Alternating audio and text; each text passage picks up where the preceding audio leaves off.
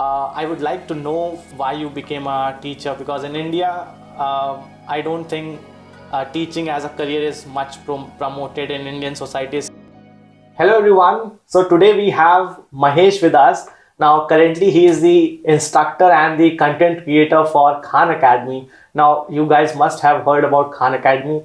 I have been a great student of Khan Academy, and I've been using the platform for learning all my probability and statistics concept. And Mahesh is one of the creator for that particular platform. So in this particular video, we'll be trying to understand his journey, how he made himself a teacher, and what all amazing things he's doing at Khan Academy. So welcome Mahesh, first of all, for this particular podcast. And I would like to know, first of all, thing about more about you, like about your journey, why you became a teacher, because in India, I don't think teaching as a career is much promoted in Indian society. So how you decided to become a teacher?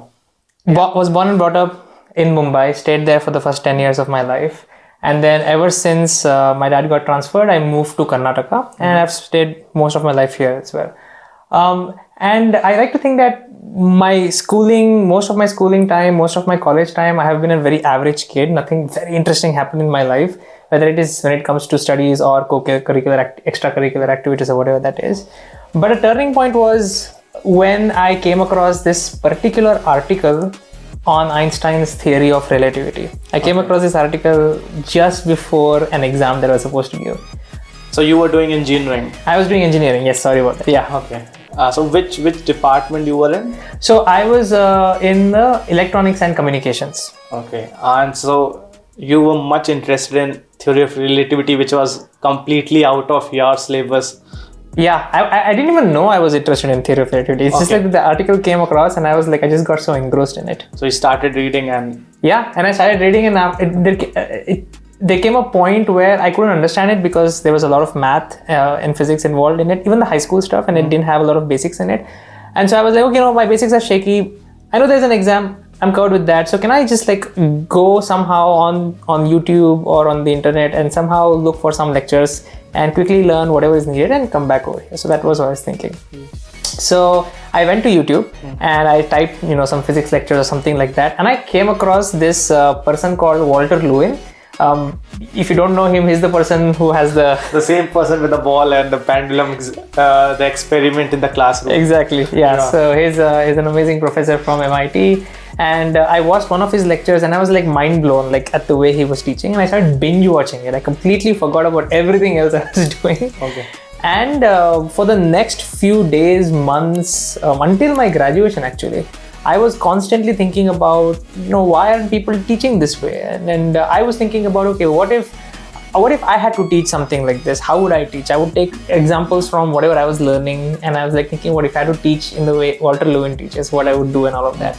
So that was happening for the next few months until my graduation, and I think that's where the seed got planted. So how was your concept clarity in the terms of physics? Like you were fascinated with the ideas of how the content is currently available for the physics subject. What was your current understanding about the subject? Were you very good? Were you learning, or were you trying to get the things out of in your type of way? Yeah, I wasn't really good at it much because I was struggling with high school physics. Okay. Right. But I think when I went through those lectures, it gave me so much intuition behind it. I started realizing that, maybe I can learn. Maybe I just have to spend more time on it.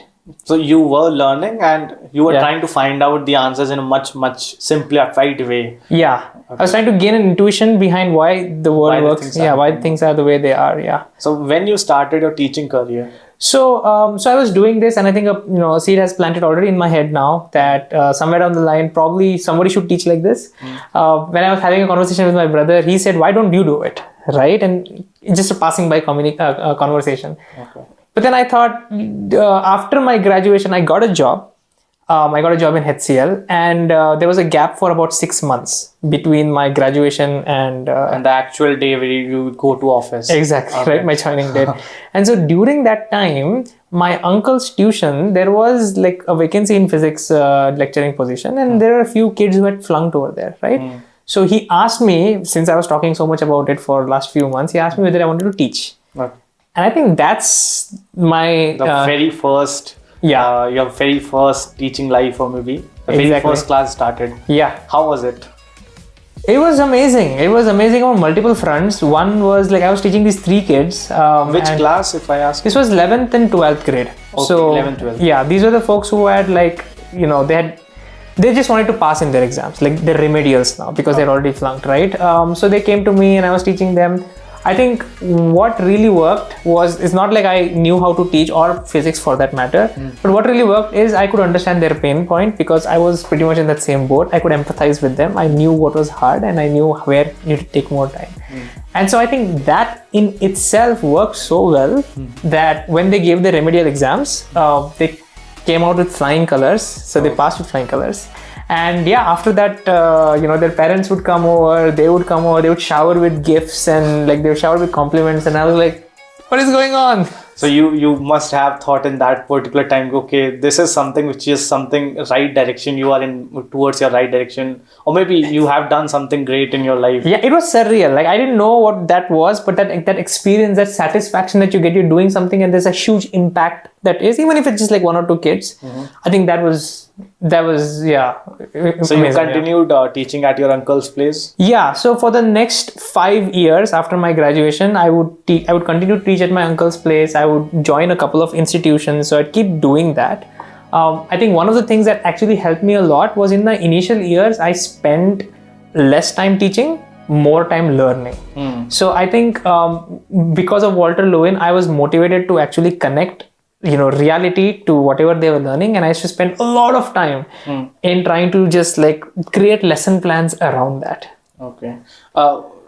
Like you joined multiple institutes, so your success which you gained in your first experience in teaching, was it same for all other institutes, or did you struggle in other institutes? Yeah, so I think that depends on the definition of success. So for me initially, my definition of success was like the first level was that kids used to find stuff boring, right? They wouldn't even be motivated to study. So I was like, okay, can I convert that? Can I make them more interested in physics? And can I do that by actually connecting it to real life? And an example I can give you was like, how do you do that for abstract things? Like there's this idea of angle of friction where, you figure out if you keep a block on a ramp, at what angle you can keep raising until the block starts falling down, right? So like, how do you connect that to the real world? Like, what you can do? It felt like you can't probably, but then I came across this amazing question which said that why sand piles have the same shape regardless of how small or how big they are. The angle that they make stays the same regardless of the size of the sand pile. That was very interesting.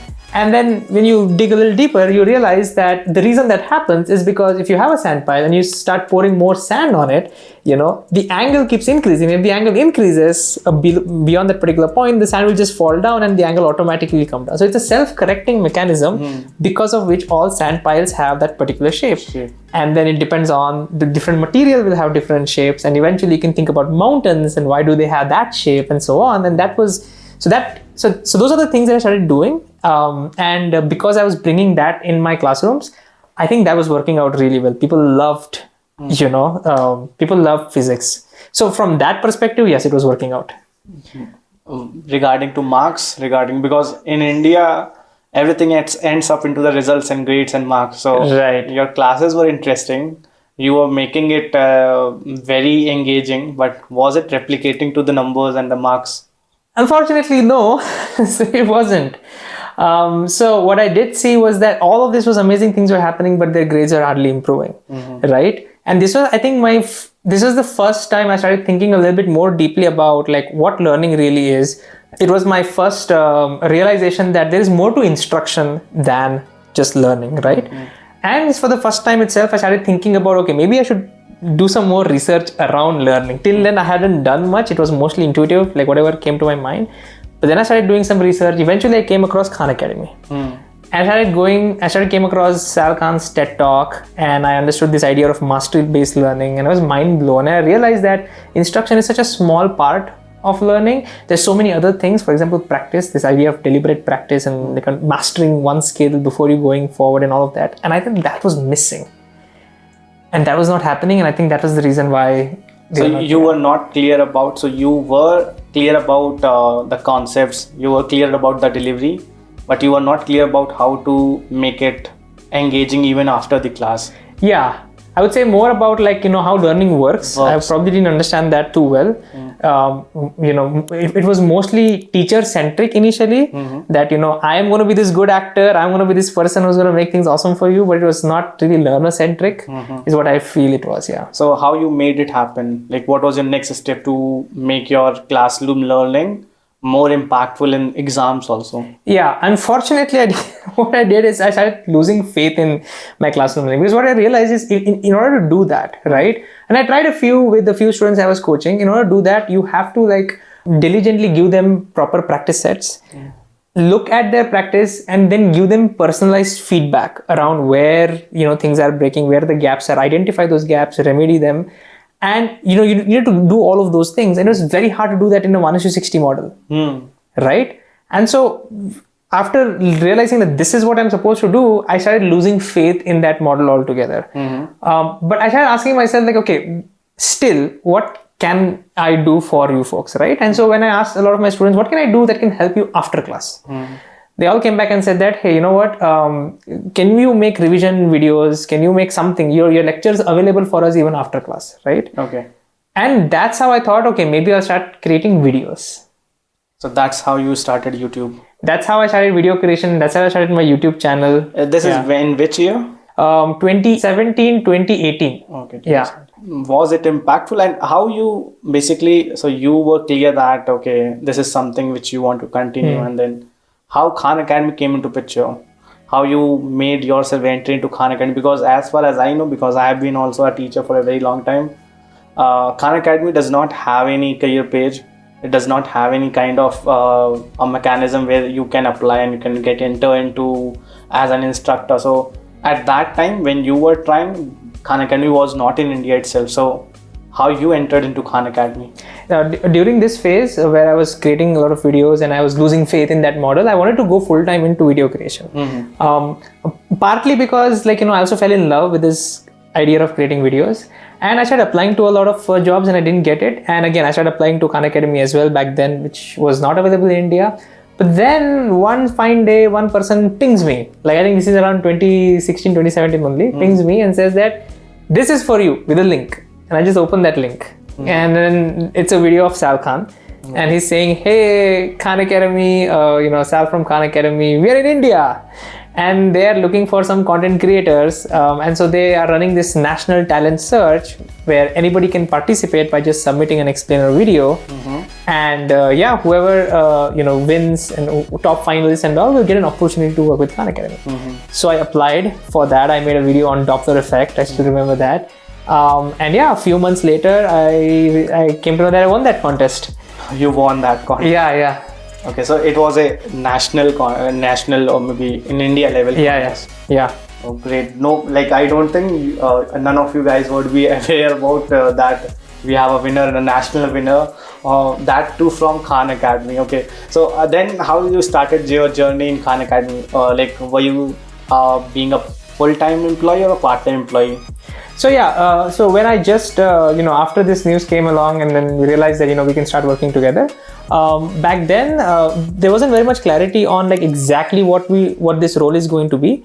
So I started out as a part-time, as a contractor. I started making a few videos for them, and then eventually when their roadmap got cleared and they had a multi-year vision of what they want to do in content team, they offered a full-time position for me, and I took that up. So I think this happened in 2017, and so from 2017 till today you are with the Khan Academy team. Yes. So what kind of role and responsibilities you have? So are you a leader, or maybe are you a content creator, or maybe a person who helps multiple students or maybe multiple other content creators to create more interesting content? The answer to all of that is yes, but I'm gonna quickly tell my journey. For the first couple of years, it was mostly I was thinking about just creating videos. I was learning a lot about pedagogy. In fact, I realized that there was so much I didn't know about learning and teaching and all of that. And that was just blowing my mind away. So I was just hyper focused on creating videos. And then I got an opportunity to lead a team after that. So I got an opportunity to lead the science team. And so for the next 2.5 to 3 years, like ever since then, basically, I've been leading a team. So that means hiring folks, creating a project plan and trying to get it funded, and coaching people and all of that. Yeah. Okay. So if anyone like you who might be listening to us want to enter into Khan Academy, maybe the person is already having a type of creativity and a passion to teach, what is a proper way to enter into Khan Academy? I don't think there is one proper way, first of all. But as an active recruiter, what the first thing that I would do if I realize that I want some content creator is I would just go out and check, let's say, YouTube, and see if is there somebody who's making a lot of videos already out there, because that is an easy filtering mechanism. If I can find someone who's already a good YouTube channel and has made a lot of video, I don't care about likes, I don't care about views, I care about the content, Okay. right? So that's the first thing. So that means that if you really want to get into Khan Academy or any edtech for that matter, have a digital presence, at least have a portfolio of some content. You don't need a big channel, but at least make sure your resume has links to some of the content that you've created. It could be written videos, it could be anything, because that's going to make it super easy to assess you as a content creator. Okay, and then so the person does not have any way to directly apply for any position at Khan Academy. So right now, I think I don't remember exactly back then, but now we do have a careers page, and there are jobs postings out there. There are job postings for the US and for India and all of that. So that's one way I would recommend if you really want to see where Khan Academy is at. But another thing would be like, if you are an amazing creator, just reach out to us. Like, my email ID is also there in LinkedIn, mahesh@khanacademy.org. You can always reach out to me.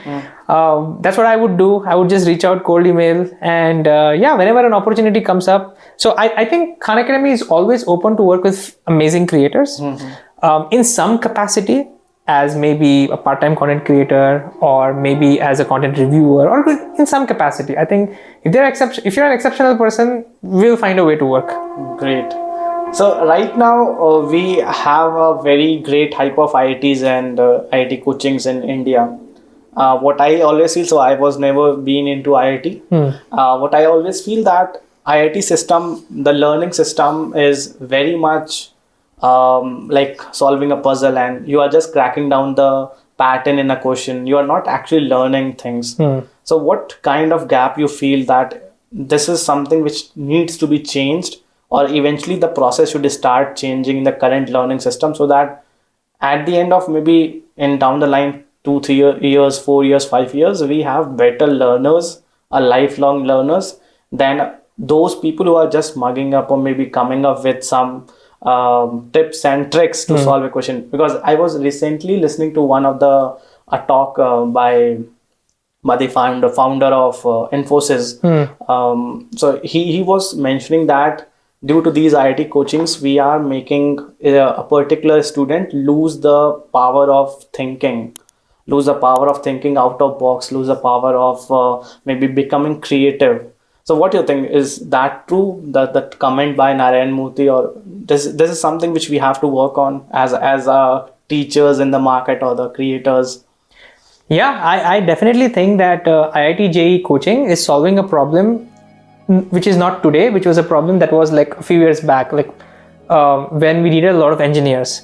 Now the things have changed because our technology has grown so much that by the time children grow up today and they'll have jobs, we don't even know the kind of skills that they would need. I mean, ChatGPT, AI, machine learning, deep learning, all that is changing everything, right? So we're preparing kids for a future. We don't know what the skills are going to be. How do you prepare them? I think the best way is to help them understand how learning works. Like give them, that's one of the, I think, most powerful tools that you can give a child, like the idea of that, you can learn anything, right? So that you're set for future.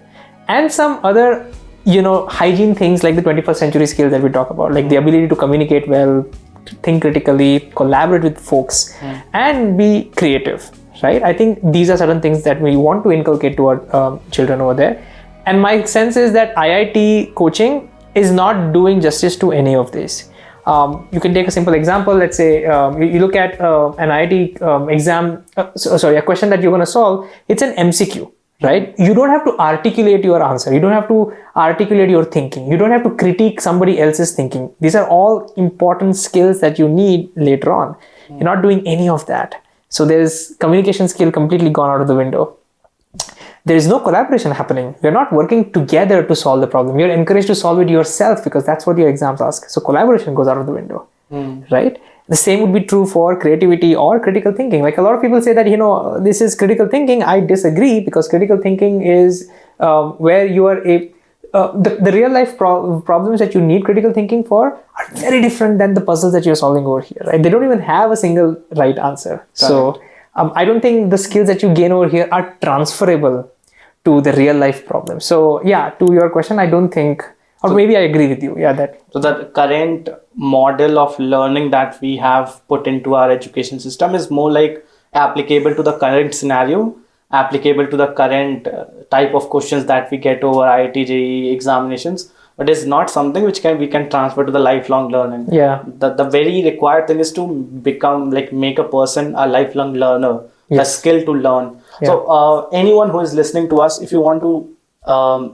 based on your experience, if you want to suggest something that how to be a learner, how to become a lifelong learner, so that I do not have to worry to just mug up a set of skills or maybe acquire a skill and then just take a rest and relief that, okay, this is going to feed me for next 5 years. I don't have to worry. So right now I see a lot of my students running behind learning AI, ML, data science, just because it is something which is going to make them employable for next 5 years. But what I feel, they don't have the love of data science.